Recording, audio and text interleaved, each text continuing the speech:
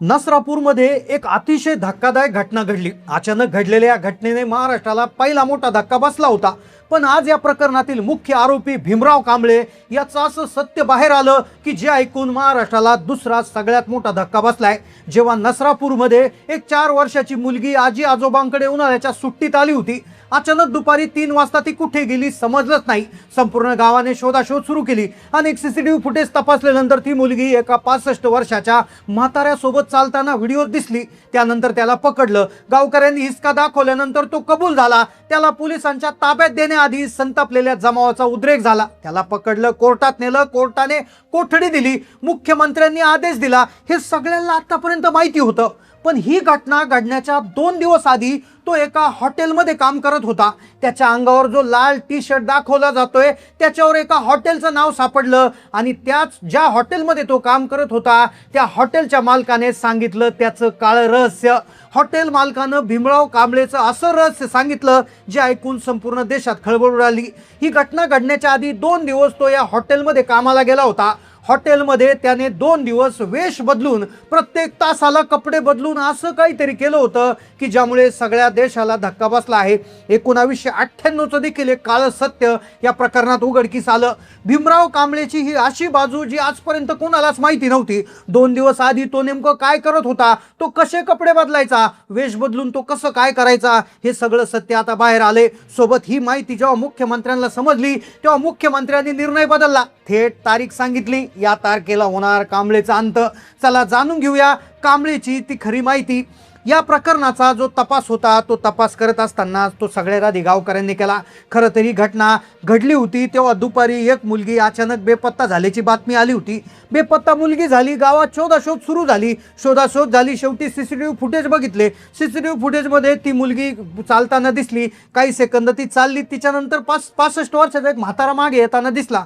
ते दोघेही एका गोठ्याकडे जात होते। अखेर तो प्रकार घडला। रात्रीपर्यंत तपास झाला। त्याला पकडलं एका फाट्यावर, त्या फाट्यावरून त्याला पकडलं। त्याला विचारलं तू काही केलं आहेस का, तर तो काहीच बोलला नाही। जेव्हा गावकऱ्यांनी हिसका दाखवला तेव्हा तो कबूल झाला। पोलिसांच्या ताब्यात द्यायचं होतं पण जमाव संतप्त झाला। पोलिसांनी समजवणूक काढली, विनंती केली, त्याला ताब्यात घेतलं। हे आतापर्यंतचं प्रकरण होतं पण गेल्या काही दिवसात तिथे कडकडीत बंद आहे। तर पुण्याच्या नवले पुलावर जबरदस्त आंदोलन झालं। हे सगळे प्रकार आतापर्यंत होते।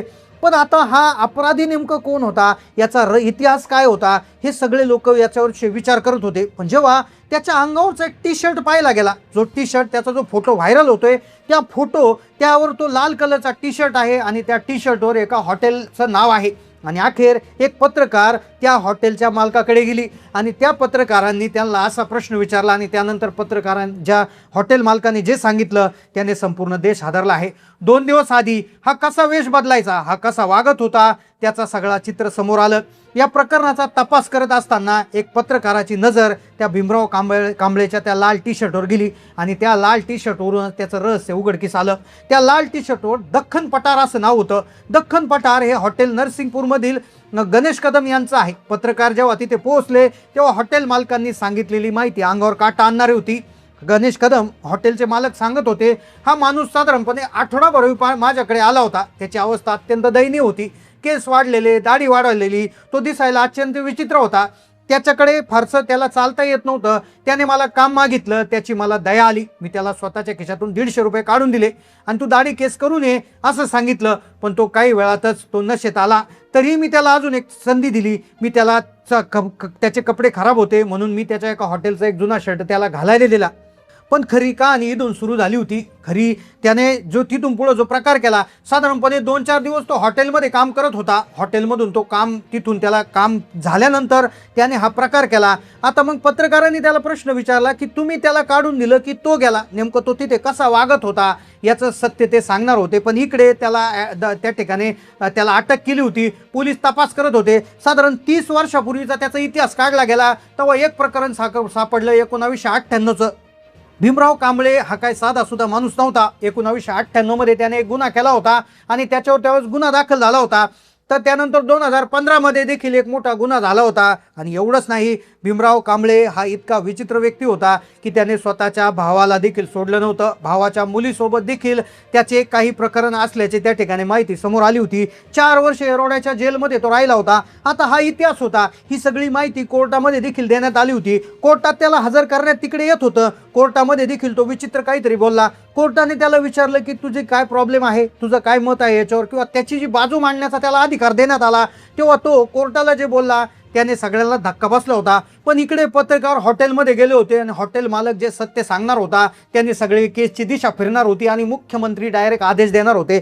तो हॉटेलमध्ये कसं काम करायचा त्याविषयी त्यांनी सांगितलं आणि त्याच्यामध्ये त्याची ती खोड लक्षात आली. त्याची ती अशी गुपित गोष्ट होती की जी आजपर्यंत दाबून टाकलेली होती. आता जी घटना घडली त्या दिवशी देखील त्याने तोच प्रकार केला होता, पण हॉटेल चालकाला त्याच्यावर आधीच संशय आल्याचं देखील बोललं जात आहे. कोर्टामध्ये त्याला उभा केलं. त्याला विचारलं गेलं तुझं काय म्हणणं आहे, तुझी बाजू मांड. तर त्यावेळेस तो म्हणाला की एका किरकोळ प्रकरणामधून मला याच्यात गुंतवलं जात आहे, माझा याच्याशी काही संबंध नाही आहे, असं तो बोलला. पण पोलिसांनी जबरदस्त युक्तिवाद केला, पुरावे दाखवले, सगळ्या गोष्टी दाखवल्या आणि अखेर कोर्टाने तो निर्णय दिला. पण हॉटेल मालकाने जे सांगितलं ते अतिशय भयानक होतं. हॉटेल मालक जेव्हा सांगायला लागला की तो अत्यंत गरीब दिसला, त्याला फारसं चालता येत नव्हतं, वय झालेलं होतं, दाढी वाढलेली होती, सगळं होतं ते. ही साधारणपणे ही घटना होण्याच्या 7-8 दिवस आधीचा विषय होता. तो हॉटेलमध्ये गेला.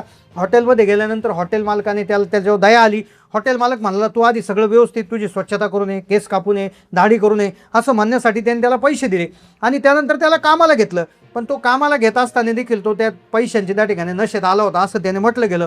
मग आता खरी भीती जेव्हा वाटली तर त्याने मालकाने एक गोष्ट सांगितली की हा ज्यावेळेस तिथे आला होता तर त्याला सुरुवातीला पार्किंगमध्ये ठेवलं होतं. पार्किंगमध्ये गाड्या लावणे वगैरे असं काम देण्यात आलं होतं. पण काही काळानंतर मी त्याला आतमध्ये घेतलं, किचनमध्ये साफसफाई करणे, झाडू पोछा करणे अशा कामासाठी मी त्याला आतमध्ये घेतलं. आता आतमध्ये घेतल्यानंतर त्याच्या वागण्यामध्ये तो बदल दिसला आणि त्या बदलामुळे त्या मालकाला जो आहे तो एक प्रकारची शंका आली. आता मालकाला खरी भीती जेव्हा वाटली तो काय करायचा, ज्या ग्राहकामध्ये ज्या कुणी जर महिला असतील तर काय त्यांच्याकडे तो बघत राहायचा. अशा विचित्र पद्धतीनं तो बघत राहायचा. एवढंच नाही तर त्याची एक अशी सवय त्यांनी सांगितली की जी सवय ऐकून अक्षरशः सगळे लोकांच्या एक मनामध्ये शंका निर्माण झाली.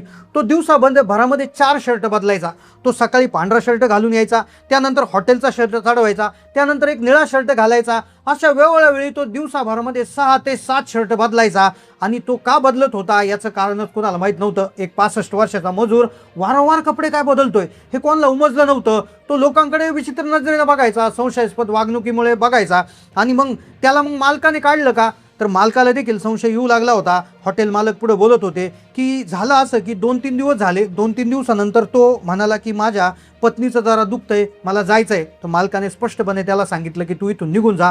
आणि अशा पद्धतीनं तो हॉटेलमधून निघून गेला होता. आणि अखेर इकडे कोर्टामध्ये प्रकरण चालू होतं. त्याच्या 30 वर्षाचा गुन्हेगारीचा इतिहास बाहेर आला होता. मुख्यमंत्र्यांनी देखील हा इतिहास पाहून आदेश दिला की कोर्टात हा फास्ट ट्रॅक कोर्टात जो आहे तो चालवला जाईल. विशेष सरकारी वकिलांची नियुक्ती केली जाईल आणि 15 दिवसाच्या आत याचं चार्जशीट दाखल केलं जाईल आणि याला ताबडतोब कठोरातली कठोर शिक्षा मिळेल असं स्पष्ट शब्दात मुख्यमंत्र्यांनी सांगितलंय.